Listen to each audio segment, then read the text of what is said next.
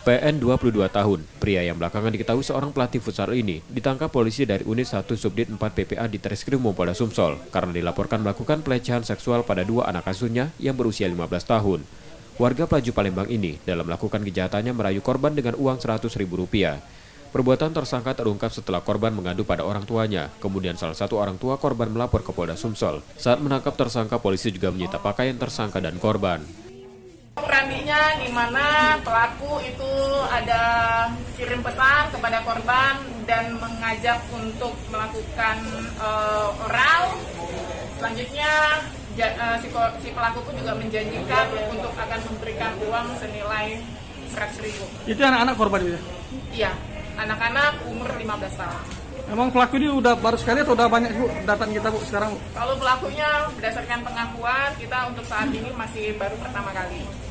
Karena perbuatannya, tersangka kini ditahan di tahanan Polda Sumsel dan terancam hukuman 15 tahun penjara.